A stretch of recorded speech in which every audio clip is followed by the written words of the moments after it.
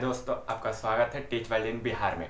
आज हम संप्रेषण के नए पार्ट का मतलब संप्रेषण जहाँ से हमने छोड़ा था वहीं से कंटिन्यू करेंगे। कहाँ पे छोड़ा था? तो प्रभावशाली संप्रेषण। जैसा कि आज का टॉपिक आप देख ही रहे होंगे, प्रभावशाली संप्रेषण यूनिट 1 का। चलिए, संप्रेषण ये डिप्लोमा के फर्स्ट ईयर में फर्स्ट सेमेस्टर इलेक्ट्रिकल और मैकेनिकल, सेकेंड सेमेस्टर में सिविल और इलेक्ट्रॉनिक्स को पढ़ना है, और साथ ही अदर ब्रांचेस को जो अलग अलग कॉलेज में चलते हैं। चलिए, आज हम प्रभावशाली संप्रेषण के बारे में जानते हैं। प्रभावशाली संप्रेषण, जैसा कि लिखा है, प्रभावशाली संप्रेषण वैसा संप्रेषण होता है जिसमें हम अपने बात को किसी भी प्रभाव के यानी अपने बात को मनवाना चाहते हैं, यानी कि अपना बात जो बोल रहे हैं उसको उसका प्रभाव पड़े अगले व्यक्ति पे, यानी कि जो सुनने वाला है श्रोता उसके ऊपर। जैसे कि यहाँ पे लिखा हुआ, प्रभावशाली संप्रेषण वैसा संप्रेषण को कहते हैं जिसमें संचार को प्रभावी रूप से प्रेषित किया जाता है, यानी कि दूसरे के पास पूरा अच्छा तरीके से भेजा जाता है उसी को, यानी कि उसका प्रभाव पड़ सके वैसे को प्रेषितकर्ता के द्वारा, अर्थात जिसमें सूचनाओं का आदान प्रदान अधिक प्रभावी हो, यानी कि जैसे कि हम सूचना दे रहे हैं वैसा अधिक प्रभावी हो सके हो। यह संप्रेषण व्यक्तियों से व्यक्तियों के बीच में हो सकता है, संगठनों और समूहों के बीच में।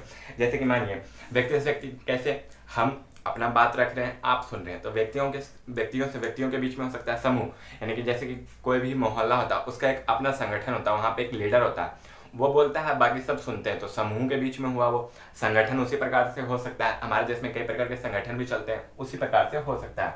अब है प्रभावशाली संप्रेषण के सिद्धांत का आज से मार्गदर्शन नियमों से होता है, यानी कि जैसे कोई भी चीज है उसका एक खास नियम होता है, खास क्राइटेरिया होता है कि हाँ इस नियम के आधार से वो चलेगा। तो उसी प्रकार से जैसे कोई संस्था है उसमें कुछ नियम होते हैं कि नहीं, बच्चों को इस समय आना है, बच्चों को इस समय छुट्टी मिल जाएगा, इसमें इतना टीचर रहना है, इतना नहीं, तो वो एक प्रकार का नियम हो गया। तो वही वो नियम क्या दर्शाता है कि हमारे आने वाला जो संस्थान है, मतलब संसार में आने वाले दिन है, वो किस प्रकार से आगे काम करेंगे, जो कि किसी भी संप्रेषण को प्रभावी रूप से पूर्ण करने में सहायक होते हैं। यानी कि जैसे कि देखिए, नियम है, हम अपना नियम बनाएं कि हाँ सबको शांति से सुनना, उसके बाद कोई क्वेश्चन पूछना है, तो हम अपना पहले बात रख लेंगे, उसके बाद वो सब पूछा होता है, यानी संप्रेषण पहले आराम से हुआ कि नहीं। अब बीच में ही कोई बोलने लग गया तो उससे ना हम अपना बात पूरा बोल पाएंगे, ना वो अपना बात पूरा रख पाएगा। तो वही होता है, सहायक होता है, अर्थात अपने निहित उद्देश्यों को प्राप्त करने में मदद करता है वो। इसके आगे में अभी संप्रेषण के सिद्धांतों कौन कौन से सिद्धांत है वो देखेंगे। चलिए, तब तक इसको नोट डाउन कीजिए, आते हैं। जैसे कि अभी थोड़ी देर पहले मैंने बताया सिद्धांत, अब देखते हैं प्रभावशाली संप्रेषण के कुछ सिद्धांत। यहाँ पे 10 सिद्धांत मैंने लिखा है, इसके और सिद्धांत भी होता है लेकिन यही 10 मुख्य हैं। जैसे कि पूर्णता का सिद्धांत, हम कोई भी संदेश दे रहे हैं तो उसको पूर्ण करना चाहिए, ये नहीं कि हम कुछ लिखें उसको छोड़ दें। मोबाइल में भी आजकल फंक्शन आता है, कुछ लिखे छोड़ने पे वो ड्राफ्ट में सेव हो जाता है, तो वही मतलब पूर्ण करना चाहिए। हम जो बात बोल रहे हैं, जो चीज़ कह रहे हैं, यानी जो चीज़ लिख के कहीं भी कुछ भी हो उसको पूर्ण करना चाहिए, यानी कि संप्रेषण वहाँ पे पूरा हो सके, इसलिए प्रेषित करता जो भी है उसको सब चीज़ पूर्ण करके देना चाहिए। उसके बाद संक्षिप्तता सिद्धांत, पूर्ण करने का मतलब ये नहीं है कि हम बहुत लंबा लिखे जा रहे हैं, उसको छोटा भी लिखना चाहिए, यानी कि आप जो वर्ड लिख रहे हैं उसको मतलब कि संप्रेषण छोटा में होना चाहिए और अच्छा सुनना चाहिए। इसका नाम ही क्या है? प्रभावशाली, यानी कम शब्दों में हम अपने ज़्यादा से ज़्यादा उस बात को प्रभाव डाल सके, इसलिए संक्षिप्त भी होना चाहिए। शिष्टता का सिद्धांत, यानी कि जो लिख रहे हैं उस चीज़ पे हम अड़ल रहे कि नहीं यही चीज़ होगा, हम चाहते हैं यही होना चाहिए, यही सब कुछ होगा, वही हो गया शिष्टता का सिद्धांत। निरंतरता का सिद्धांत, यानी कि जो है ठीक है हम लिखें उसको भेजें, ये नहीं कि हम उसको भेज के छोड़ दें कि हाँ अब पहुंच ही जाएगा, उसको निरंतर चेक करते रहना चाहिए, समझाते रहना चाहिए कि हाँ वहाँ पहुंचा, तो निरंतर मतलब अपना देखते रहना चाहिए। जैसे कोई भी सामान मंगाते हैं हम सब, तो वहाँ से निरंतर ट्रैकिंग होता है ना, वही ट्रैकिंग करते रहना चाहिए। स्पष्टता का सिद्धांत, यानी कि जो चीज़ हम बोल रहे हैं या जो चीज़ लिख रहे हैं, जैसे कि अभी मैं ही बोल रहा हूँ तो स्पष्ट रूप से बोल रहा हूँ ना, तो वही हो गया स्पष्टता का सिद्धांत, यानी कि आप जो चीज़ बोल रहे हैं या जो चीज़ लिख रहे हैं वो स्पष्ट होना चाहिए, ये नहीं कि हम लिखें ऐसे, ये चीज़ नहीं होना चाहिए। यहीं लिखा हुआ निरंतर वही पूरा अच्छा से लिखा हुआ रहना चाहिए। पूर्णता के सिद्धांत, यानी कि जो हम बोले, जो चीज़ लिया लिखें उसका एक्चुअल अर्थ निकलना चाहिए। जैसे कि हम यहाँ उपयोग लिखें तो उपयोग का मतलब निकल रहा है ना कि हम किसी भी चीज़ को यूज़ कर रहे हैं, किसी भी चीज़ को अच्छा से इस्तेमाल कर रहे हैं, वही अर्थात पूर्णता का मतलब उसका अर्थ निकलना चाहिए। ध्यानपूर्वक सुनने का सिद्धांत, अब हम बोल रहे हैं तो अभी कुछ देर पहले मैंने मतलब बताया था कि आप ध्यान से सुनने, संप्रेषण कर यानी प्रेषित जो करता है श्रोतागण को उसको ध्यान से सुनना चाहिए, उसके बाद ही क्वेश्चन करना चाहिए। तो वही हो गया ध्यान से सुनने का सिद्धांत, आपको पहले ध्यान से सुनना चाहिए, उसके बाद ध्यान से सुनने का सिद्धांत है। उपयुक्तता सिद्धांत। जब तक आप ध्यान से सुनेंगे तब तक ये आपके अंदर जागृत नहीं होगा कि हाँ इसको कैसे उपयोग करना चाहिए, किस चीज के लिए वो हमको भेजे हैं या सब कुछ उपयुक्तता है। शोर कम करने का सिद्धांत, यानी क्लास में ही लेकर चले, क्लास में शोर कम करेंगे तभी ना हम टीचर का बात सही ढंग से सुन पाएंगे। तो वही शोर कम करने का सिद्धांत, वहीं पे हम प्रभावशाली संप्रेषण को अपना कर सकते हैं। शारीरिक संकेतों का सिद्धांत, जैसे कि हम बोले कि अच्छा रुक जाओ, तो यही शारीरिक संकेतों पर अपना ध्यान देना चाहिए, निरंतर रखना चाहिए, निरंतरण रखना चाहिए। यानी कि अब कुछ भी बोल दिए हम, ऑल द बेस्ट जाओ ये सब, अब टीचर को मैं हम पूछ रहे हैं और टीचर बोल दिया ऐसे ऐसे, और उसका कहने का मतलब था कि नहीं ऐसे ऐसे, तो लेकिन वहीं पे अपने शारीरिक संकेतों पर नियंत्रण रखना चाहिए कि हाँ हम उसको बुला रहे हैं तो आ जाओ, जा रहे हो तो जाओ, वैसे करना चाहिए। उसका सिद्धांत यहीं पे है। अब इन सिद्धांतों के बारे में मैंने आपको जैसे कि बताया, तो हो सकता है तो मैं इसका PDF या लिंक भी शेयर कर दूंगा जिसमें इसका बारे में अच्छा से लिखा हुआ रहेगा। और ज़्यादा जानना चाहते हैं तो कमेंट कीजिएगा। उसके बाद है प्रभावशाली संप्रेषण के तत्व ऐसे तत्व उनको कहते हैं जिसके द्वारा हम संप्रेषण को पूर्ण कर सकें। यहीं पे लिखा हुआ है संप्रेषण को पूर्ण करने में जो उपयोगी हो। पूर्ण करने में उपयोगी मतलब जैसे कि हम संप्रेषण किस लिए लिख रहे हैं उसका उद्देश्य हो गया, संप्रेषण को किस माध्यम से भेजेंगे माध्यम हो गया, वैसे मतलब उसका पूरा जितने तत्व उसमें आते हैं। जैसे कि संप्रेषण में आप सब जानते ही हैं, पहले प्रेषित करता होता है, माध्यम होता है, माध्यम के बाद फिर उसको कौन किस चीज क्या लिख रहे हैं वही होता है, उसका फिर कौन प्राप्त करा उसका फीडबैक, तो वही सब हो गया, उसके तत्व हो गए पांचों। उसी प्रकार प्रभावशाली संप्रेषण के ये सब तत्व हैं। उद्देश्य तो हर संप्रेषण का तत्व हो सकता है। उद्देश्य श्रोतागण, यानी कि हम जो उद्देश्य से बोल रहे हैं, और श्रोतागण कैसा है, सुनने वाला है कि नहीं, जो सुन रहा है वो हो गया। सूचना, हम क्या सूचना दे रहे हैं। लक्ष्य, सूचना देने का लक्ष्य क्या है, हम कुछ बोल रहे हैं तो उसका लक्ष्य क्या है। जैसे कि मैं भी अभी आपको समझा रहा हूँ, तो मेरा लक्ष्य क्या है कि आपको ये जो चैप्टर है उसको समझा के अच्छा से वीडियो बना सकूं, तो वही मेरा लक्ष्य हो गया। विरोध, यानी कि जो हम बोल रहे हैं उसका कोई विरोध ना करे, वही हो गया उसका अच्छा चीज बोलना, यानी कि सामाजिक तत्वों को बोलना। अब इसके आगे का कुछ और पाठ बचा हुआ प्रभावशाली संप्रेषण में, वो देख लेते हैं थोड़ी देर में, तब तक आप इसको नोट डाउन कीजिए। अभी थोड़ी देर पहले मैं बोला प्रभावशाली संप्रेषण में कुछ और पाठ बच गए हैं, तो वो ये है प्रभावशाली संप्रेषण में व्यवधान, यानी कि किसी चीज के बारे में बोलते बोलते रुक जाना, यानी कि उस चीज में रुकावट उत्पन्न होना ही व्यवधान कहलाता है।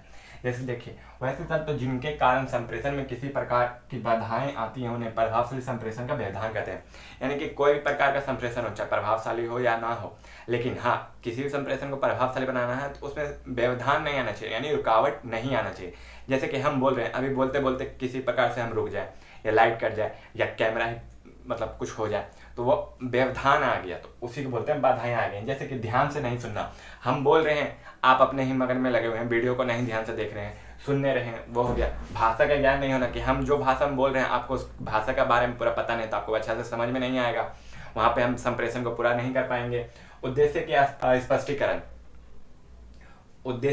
अस्पष्टीकरण, यानी कि जो हम उद्देश्य हम बोलना चाह रहे हैं वो आपको समझ में ही नहीं आ रहा है, कि हम समझाना क्या चाह रहे हैं आपको, वो उद्देश्य ही नहीं पता चल रहा है, तो वही हो गया अस्पष्टीकरण। किसी प्रकार का शोर, जैसे कि हम बोल रहे हैं, आपके बगल में ही डीजे चल रहा है, तो वो आप अच्छा से समझ नहीं पाइएगा वीडियो के अनुसार समझ के। निम्नलिखित प्रकार से हो सकता है व्यवधान, जैसे सक्रिय होकर सुनना, हम सक्रिय होकर नहीं सुनेंगे तो जो बोलने वाला है, यानी कि जो प्रेषित करता है, वो क्या समझा रहा है क्या नहीं समझा रहा है हम कुछ समझ नहीं पाएंगे। सम्मान देना, यानी कि वो जो बोल रहा है उसके प्रति सम्मान देना, उसको अच्छा से सुनना, उसको समझना, वही हो गया सम्मान देना कहलाना। यानी कि वो जो बोल रहा है, यानी कि प्रेषित करता है, जैसे कि कोई सेमिनार हो रहा है, मान के चलिए हमको कोई टीचर आके समझा रहे हैं, तो हम उनके ऊपर ध्यान लगा के सुनेंगे ना कि हाँ वो क्या बोल रहे हैं क्या नहीं बोल रहे, तो वही हो गया उनको सम्मान देना, या आए तो उनको सम्मान में खड़ा होना। देखना और समझना, यानी कि वो जो बोल रहे हैं उनको लगातार देखना, चुपचाप रहना, और उनको बातों को समझना कि बोलना क्या चाहते हैं, उनका उद्देश्य क्या है, तो वही हो गया व्यवधान को ये सब दूर करने का तरीका है। मतलब हम किस प्रकार से व्यवधान प्रभावशाली संप्रेषण बनाया जा सकते हैं, यानी कि जो उसमें व्यवधान आ रहे हैं उसको दूर कर सके। शारीरिक भाषा, जैसे कि हम किसी प्रकार का सेमिनार अटेंड कर रहे थे, अभी सेमिनार के बारे में बताया मैंने, तो उस सेमिनार में जो हम अपना शारीरिक भाषा ठीक नहीं रखेंगे, हम बैठे हुए नहीं हैं शांत से, कुछ उल्टा सीधा कर रहे हैं, या कोई हाथ ही ऐसे ऐसे कर रहे हैं, या ऐसे ऐसे करते रहते हैं किसी को, उससे जो बोलने वाला यानी कि प्रेषित करने वाला, यानी कि जो सेमिनार में जो टीचर बोल रहे हैं उनका ध्यान हमारे और अट्रैक्ट होगा, वो अपने बोलने का जो बोलना चाह रहे हैं वो बोल नहीं पाएंगे। तो वही हो गया कि अपने शारीरिक भाषा को हमको ठीक रखना चाहिए, जिससे कि आगे वाला व्यक्ति यानी कि जो प्रेषित करता है उसको दिक्कत ना हो सके।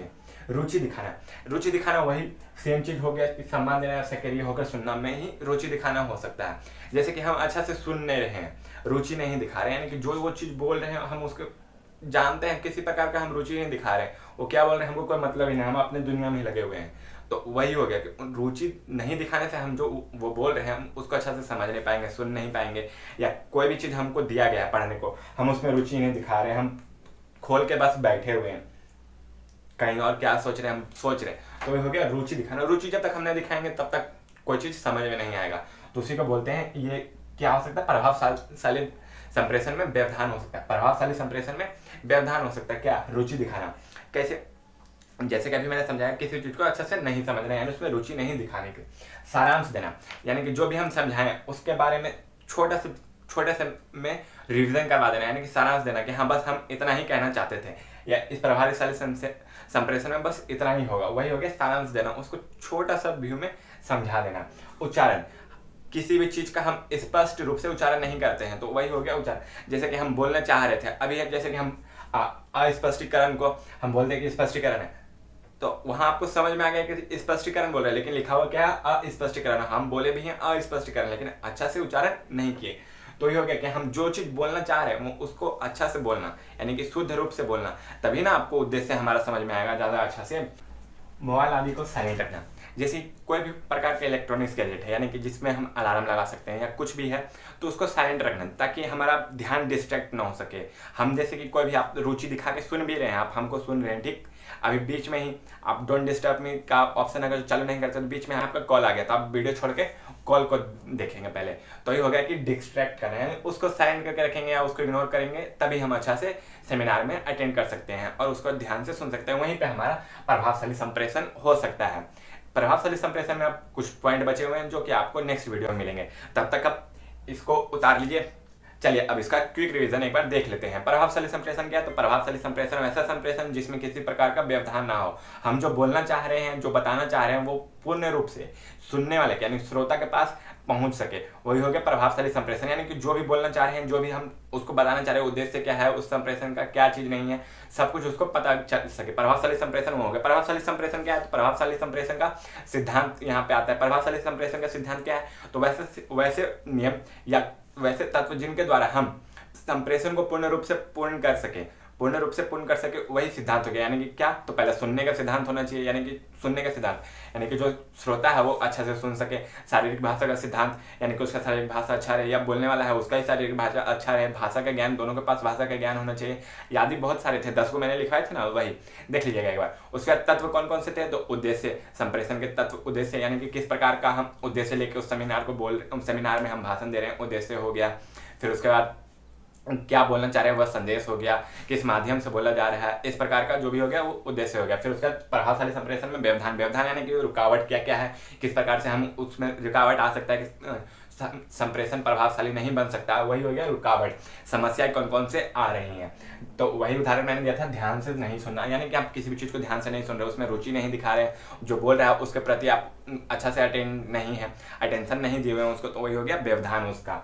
वही है निम्नलिखित व्यवधान। इन सब चीज़ों को दूर करके हम अपने व्यवधान को भी दूर कर सकते हैं और संप्रेषण को प्रभावशाली बना सकते हैं। प्रभावशाली संप्रेषण अब कुछ पार्ट बचे हुए हैं, अभी बताया मैंने, तो उसमें शब्द ऐसे कुछ है। उसके बाद तकनीकी संप्रेषण बताना है, फिर ये चैप्टर समाप्त हो जाएगा। तो आई थिंक 2 वीडियो और ज़्यादा से ज़्यादा। उसके बाद चलिए, तो ठीक है, ये वीडियो हम यहीं पे समाप्त करते हैं। उससे पहले नए व्यूवर जो भी हैं हमारे चैनल को सब्सक्राइब कर दें, लाइक कर दें हमारे वीडियोस को, और टेलीग्राम पे भी आप जुड़ सकते हैं इसका और ज़्यादा PDF चाहने के लिए आप। Thank you.